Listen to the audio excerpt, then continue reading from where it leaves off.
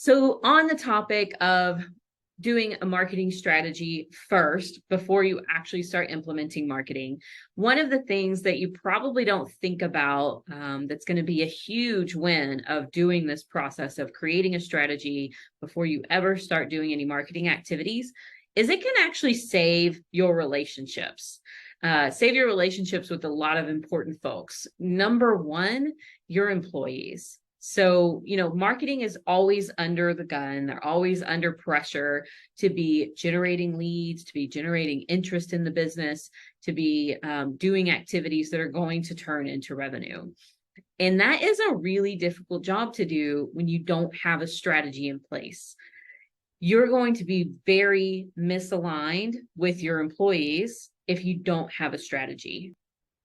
So in addition to it being something that's going to make your dynamics better with your employees, it goes the same way for your vendors. So if you're working with a marketing agency or you're working with any sort of third party that, it could even be as simple as a printer or, somebody that you're working with to do your digital ads, like whatever that third party vendor is, the same concept applies. If you don't have a strategy in place, there's going to be tension because the reality is that no matter what the strategy, tool, tactic, it's not necessarily always going to be going up, right? We're going to be a good strategy is going to be able to have the key points in place to be able to say, okay, we've hit a stagnant point here. These are the things that we do to pivot, or we aren't really seeing the results that we want to have here. Let's do this instead and let's migrate over here. Or what oftentimes happens most is, man, we're seeing these metrics and this is what we want to see. We're over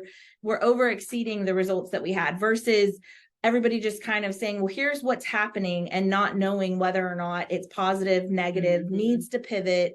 We need to do more or less. And so having that strategy brings everybody at the table, your employees, your vendors, and you as the business owner, all onto an even playing field so that you're speaking the same language. You've got the same goals, the same KPIs to measure success. And you all also have the responsibilities delegated out to know who's responsible for what and what needs to be brought to the table in order to accomplish the goal of that month or week or whatever it may be, instead of having these unknown reactionary stand-up meetings where it's just another kind of beat down at the end of the day. I mean, everybody wants to be on a winning team. And so a strategy first is going to allow you to make sure that you're on a winning team. Even if you're not seeing the results that you want in that week, you're going to be able to all have a game plan for the actions that you want to take and feel successful and fulfilled. And, to take it one step further, there's some important relationships that really depend on that marketing strategy, and that's your customers and your prospects.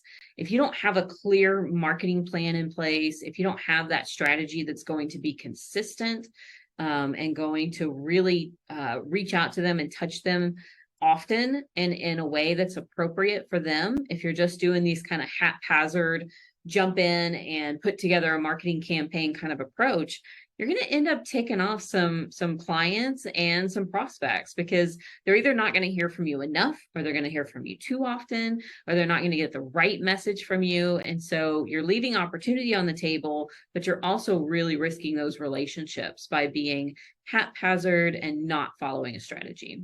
So a strategy first approach is going to help you with what you're already great at as a business owner, which is the relationship aspect of your business. So don't leave that opportunity on the table and take the time to put together that strategy, y'all.